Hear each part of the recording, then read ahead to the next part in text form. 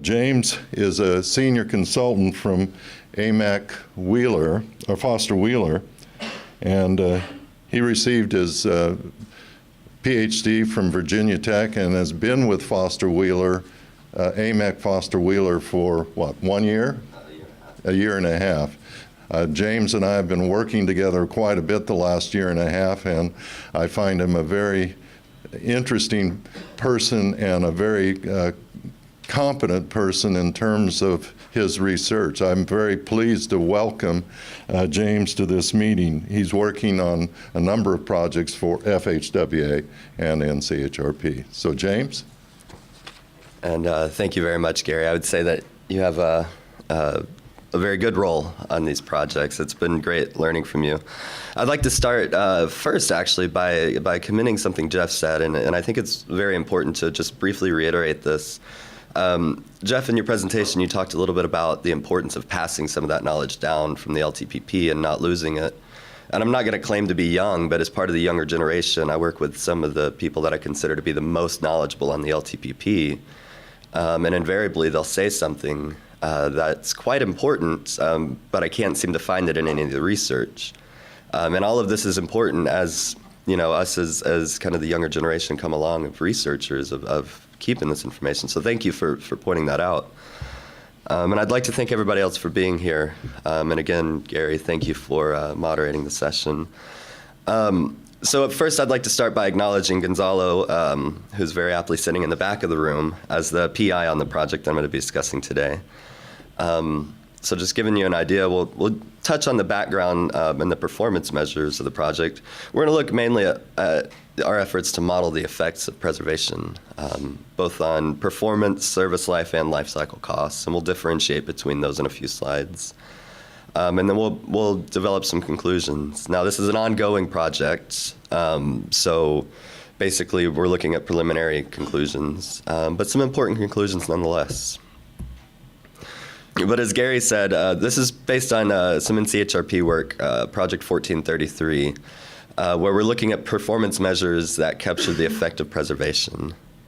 The objectives of the project are up there on the screen. It's first to identify the performance measures that look at, basically capture whether or not preservation or the extent to which preservation contributes to improvements in performance, service life, and life cycle costs.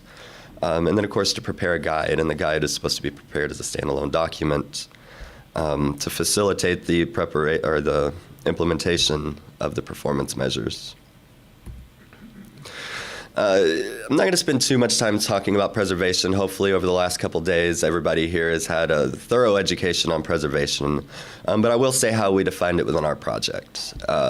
So really, we look at preservation as a proactive treatment and not a reactive treatment, although it can reactively address some surface defects, mainly to slow future deterioration. We look at preservation as not contributing to a significant change in structural capacity.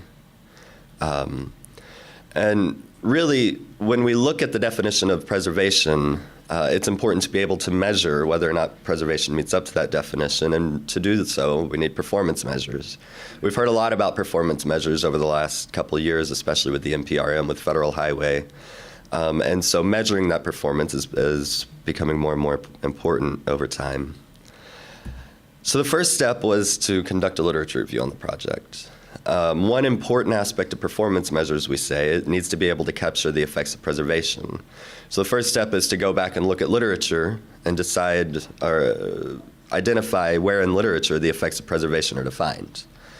And this was interesting because one of the main findings, and I've seen this in other papers that have looked at the effects of preservation, is there's a lot of anecdotal evidence out there. A lot of people that put in published reports, oh, our chip seals will last 5 to 10 years or 10 to 12 years. Without the research to back it up, it's based on experience. And we tried to move away from purely anecdotal information for very good and obvious reasons. That doesn't mean that anecdotal information evidence does not, it can't be used to support some of the analytical information, but we tried to stay away from that anecdotal evidence as much as possible.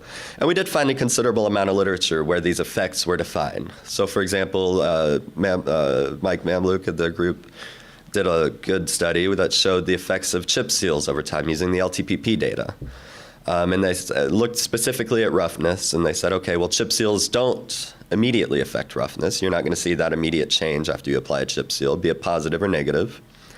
But over time, they were able to model the effects and show that chip seals actually do slow the deterioration of roughness, or the progression of roughness over time. You see other studies. Cavallo and the group did a study on the LTPP data. We looked at their results from the SPS-3 specifically, which, as we saw in the previous presentation, the SPS-3 looks at the preservation treatments applied to asphalt pavements. And then, of course, there's groups out of, for example, Washington looking at long-term effects of DBR or diamond grinding on the performance of pavements.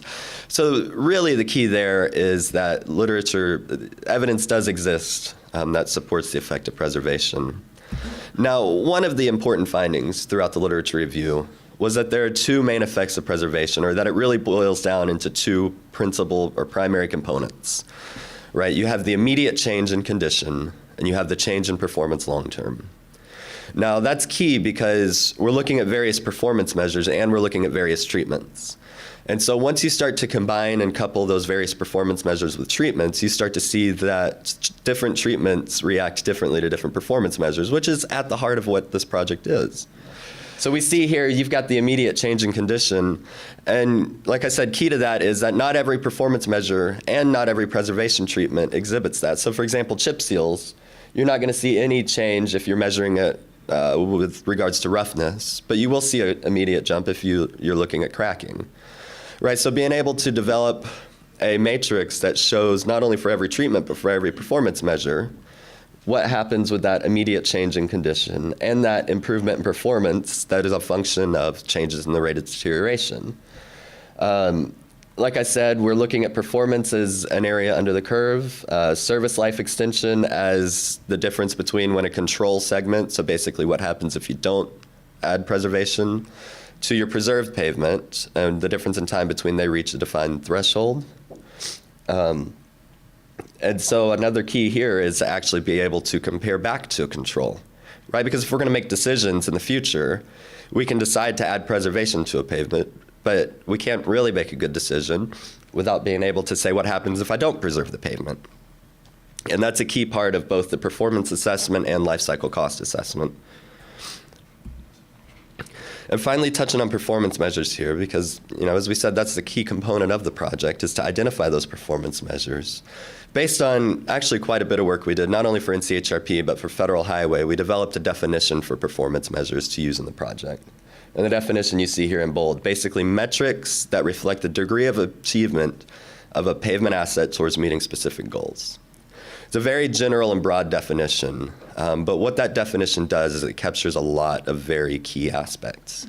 For one, implicit in that definition is that you need to be able to evaluate the current condition of your pavements, right? And when I say goals there, and goals relative to current condition, is you say, okay, well, I want a certain percent poor. Well, how are you defining poor, right? Because that defines how you want to measure. Looking at long-term trends in condition, you should be able to use your performance measures to look at changes in performance, right? Your performance measures ultimately are there to support your decision making. And so without being able to model your performance measures over time, you're not really using them to support decision making.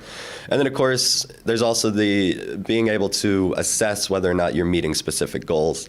Now this is important, simply because when you look at a definition like this, yes, we're looking at preservation treatments, and we're looking at preservation of pavements and performance measures, but that has to be seen within the overall context of what we're actually doing, managing pavement assets, right? That has to be able to link all the way back to things like asset management. We saw a great talk by Steve Gay yesterday saying, okay, here's where performance measures are, here's where our asset management rules are, here's how everything ties together, right? So we got to be able to use these performance measures to look at the trends over time once we develop targets.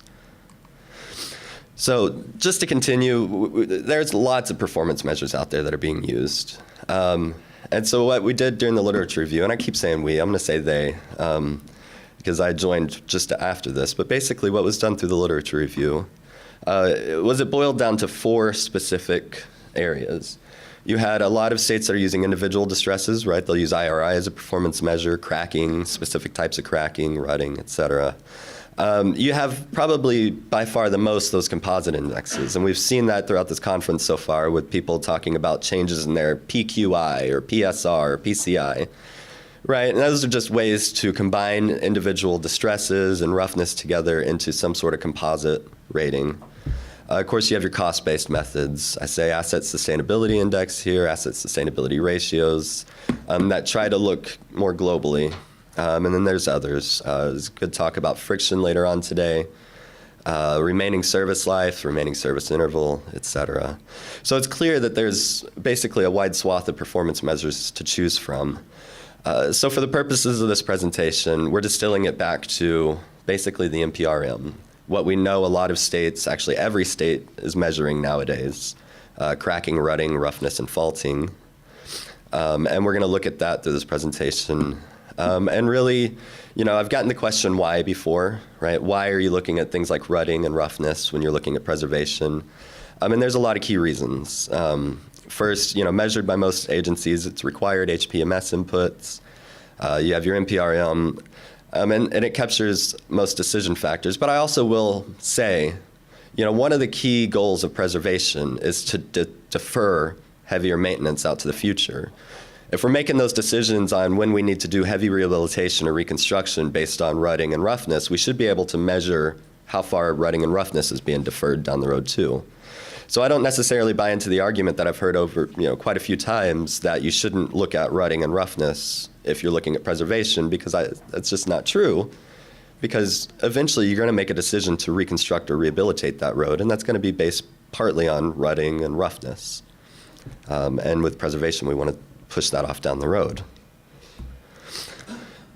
So really the main part of this presentation that I want to get to is looking at how we modeled the effects of preservation treatments.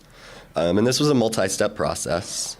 First, as I showed on the figure a couple slides earlier, we had to be able to look at the immediate changes in condition, as well as the changes in performance. And what it boils down to are those are the key components that we have to find if we're going to be able to look at how preservation affects performance, service life, and life cycle costs. Because we can use those two to calculate changes in performance, service life, and life cycle costs. So it's important here to note we use data from both the LTPP as well as data collected from states. So Washington, for example, we were able to collect data from them. We had data from 8 states. Unfortunately, one of the states we couldn't obtain the construction history data from, so we couldn't really link when and where they did preservation, but we know what their condition looks like. So for starters, as I said, the first key metric to look at is what is that immediate change due to the application of preservation for each performance measure. And so that's simply modeled as what is the value of the performance measure before preservation minus what's the value of the performance measure after preservation. And what we looked for in this study is, are there any other independent variables that can be used to model this? So one key example here is the initial condition, right? When you apply the preservation treatment, does the initial condition is that a factor in how much of a change there is? You can kind of look at this in terms of applying a thin overlay. If I apply a thin overlay on a smooth pavement, I'm going to get a smoother pavement than if I apply a thin overlay on a rough pavement, right? So we don't see this relationship between the change in condition and the initial condition in every measure, right? For a lot of surface seals, once you apply the surface seal, you're going to eliminate cracking. But you do start to see it in several measures, and we'll show that here in the next few slides. Another key issue here, and I'm not going to preach statistics up here, but there are some very important points. One thing we saw in literature, and unfortunately, I'll say we see in literature, is people looking at these models here and saying, okay, well, let's just fit an ordinary least squares regression line to it. You can't do that, I'm sorry. You got to use slightly more advanced statistical techniques to account for the fact that there is variance in both of these variables. Just, again, I'm not going to preach statistics too much, but just to show you what I mean here. One of the key things we looked at, so this is data from the LTPP SPS3 experiments, where we looked at the IRI after the treatment and the IRI before the treatment. We said, okay, quite simply, we want to know if the IRI following the treatment is a function of the IRI before treatment. How do we do this? Well, simple, let's regress. Let's set a simple linear model and regress back to it. Okay, well, the question was, what do we treat as our independent variable, right? And what we see in literature oftentimes is people just take this X value down here, the IRI before treatment, and model it. Unfortunately, that X variable, your independent variable down here also has a lot of variance. So what I show here simply is what happens in two cases if you do the regression wrong. So relationship 1 and relationship 2 here versus if you do it actually correctly using Deming orthogonal regression. So again, I'll get off my soapbox about regression. The key point here is if you're going to look at modeling preservation, please do look at some of the statistical assumptions that are associated with the techniques you're using to model the preservation. So key to what we see here is, by the way, what I was saying earlier, applying a thin overlay to a pavement, the change you get is a function of the initial condition. Just to show a few examples of congestion jump that we saw earlier, here's diamond grinding on the left and diamond grinding with Dalbar replacement on the right. This is data from Washington State. So again, thank you for your participation. And what we see here is that your change in roughness following diamond grinding is a function of your initial roughness, right? So you diamond grind a rough pavement, you're going to get a different change than if you diamond grind a smooth pavement. Another interesting result here is that with the DBR, you get a much greater improvement in roughness.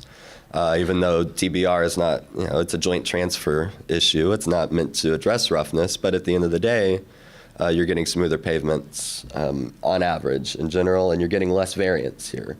You can see in the case when you don't apply DBR that there's a lot of pavements down here that really don't show change, right? You would expect statistical variance in there, and so that's not unexpected.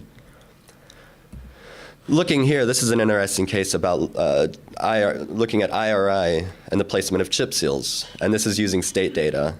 And there's a couple really interesting features here. First, as you can see, applying the chip seal on average, if you get up to about 150 inches per mile, statistically there's no change in roughness, right? And that's kind of expected. Your chip seals are not designed to address immediate changes in roughness. Now, another interesting aspect we saw with this specific state is if you go past 200 inches per mile, all of a sudden you're seeing your chip seals are improving roughness. That was a head scratcher for a while. So I got this result. I think my wife was watching Netflix, and so I was sitting there with the computer, and I thought, man, I can't answer that. I got excited thinking, okay, chip seals really do address really rough pavements. No, what it turns out is that this state has smoothness incentives in place. And so they said, well, what we're looking at here is most likely other treatments to apply to address smoothness before the chip seal went down. So effectively, chip seals are not affecting roughness immediately. The other interesting feature here, and I promised I wouldn't preach on statistics, but is that you see the variance here is a function of your initial condition. And that's key. It's known as heteroskedasticity. I'll spell it for you later if you want. Otherwise, don't worry about it. But it is important to some of the modeling efforts that we have going on. You see down here, if you have a very smooth pavement and you measure that roughness on that smooth pavement, your variability is going to be a lot less than if you have a very rough pavement and you measure the roughness repeatedly on that pavement. Looking at another interesting feature, and again, I'm looking at thin overlays here. We did look at a whole host of treatments. It just turns out a lot of the interesting features happened with thin overlays. We're looking at a state data here in the left-hand chart. And what we're looking at on the y-axis is the change in IRI, so basically the decrease in IRI after applying the thin overlay. And we're looking at what the IRI was before the treatment. And modeling it, we came out with basically there's no change. Actually, there's an increase when you apply the thin overlay. And this is data provided by the state. There's really no good explanation for it, except for the fact that you have one data point down here that had an IRI of about 200 inches per mile before the thin overlay, and that's significantly affecting the model. So what you see on the right here is actually, and that's an ugly color green, so please forgive me, I didn't realize it would show up that way. You see the LTPP data from the SPS3 thin overlay experiments plotted. And what you actually see is the state data. Well, we showed earlier that the LTPP, using the LTPP, there was a clear improvement in roughness following the thin overlay. And so what you see is the state data actually does follow the LTPP very well. And as a matter of fact, if you were to just remove this point, which we have no good reason to remove the point, but if we were to remove the point, then we would get a very similar result as the LTPP from the state data. So what that tells us is to go back to the state and have them verify that this point actually did receive a thin overlay and that this is part of their measurement. Key here is you can't just throw out data points because it doesn't fit what your model wants. We all know that.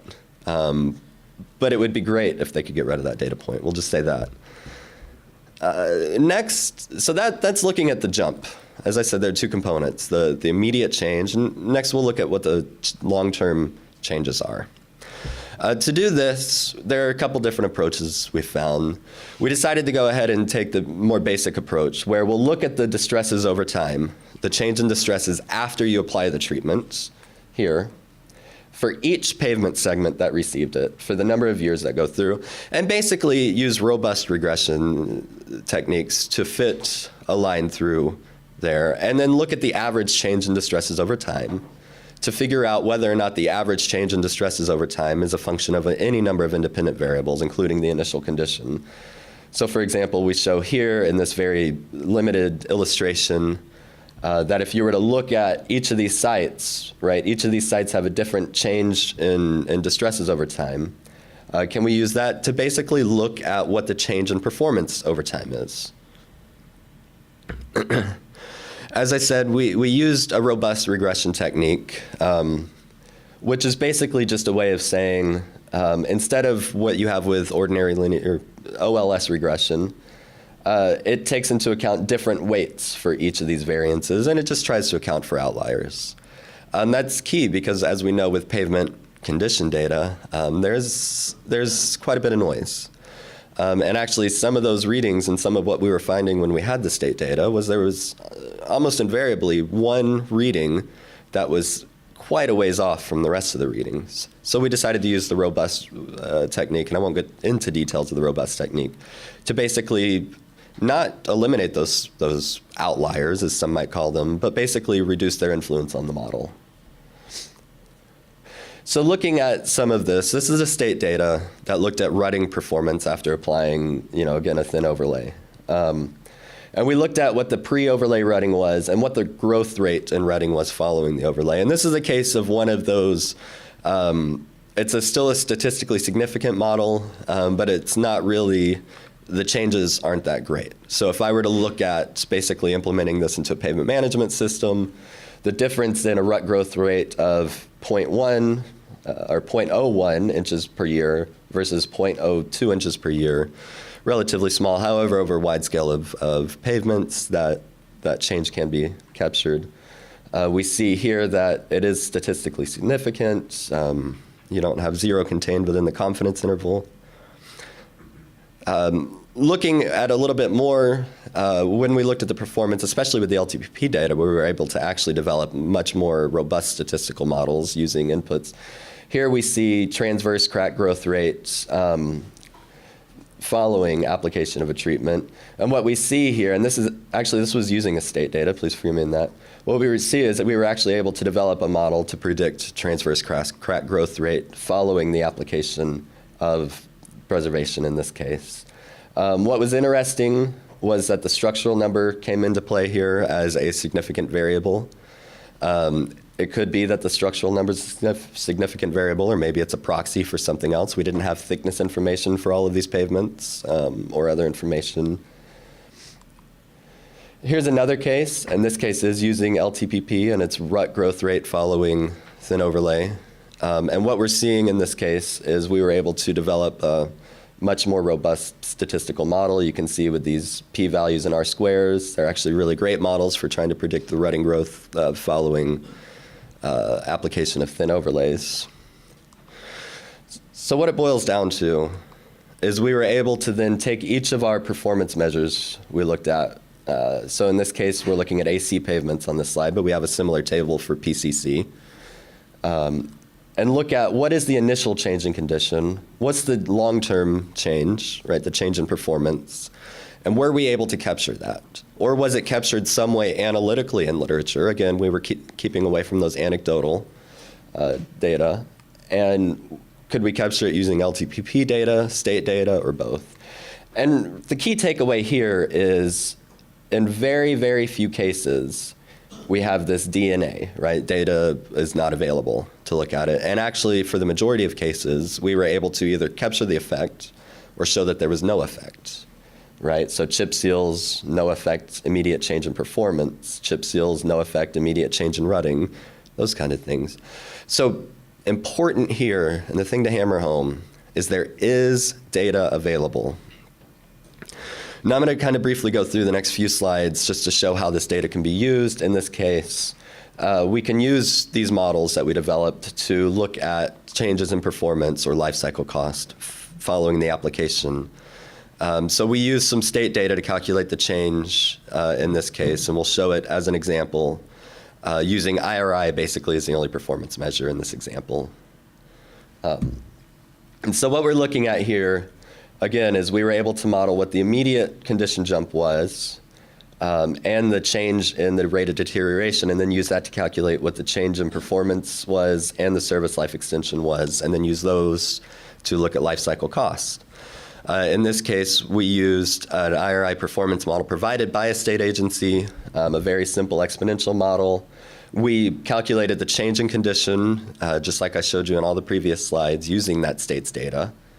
No change in performance was found, so basically the rate of deterioration following application of treatment was the same as the rate of deterioration before the application of treatment, noting that it shifted in time a little bit, so the two lines won't be parallel. And we looked at comparing the service life, and we looked at equivalent uniform annual costs for 3 scenarios when they want to apply preservation based on your initial condition. And what we found graphically is here, and I'll show it tabularly next. But basically, what we found using this is when they apply the thin overlay, even though the immediate change in condition following the thin overlay is a function of your initial condition, it's actually fairly close to a constant. So what you can see is applying the thin overlay on smoother versus rougher pavements results in all 3 of those post-overlay conditions being very similar. And so what that boils down to is when you go to calculate your equivalent uniform annual costs with different service lives in there, is that your cost for your 100, when you apply the thin overlay on the rougher pavements, actually the least, simply because that jump or that immediate change in condition is the most there. So with that, I have just a few conclusions. Basically, many agencies collect and store this data. And there's LTPP data, there's sources of literature, and each of those are key. And really a big finding is each of those can be used to develop these models. Just touching on it, and I tried not to harp on it in the presentation, but when you analyze pavement condition data, there's a lot of anomalies in there. There's a lot of different issues in there that aren't captured in traditional statistics. So please be sure to use the correct statistical techniques. And then, of course, the implementation of performance measures is really designed as a decision-making tool, or should be designed as a decision-making tool. And so implementing those to capture the effects of preservation is really key to a successful preservation program. So with that, thank you, and thank you, Gary. Do we have any questions? Or? Thank you. Well, thank you very much.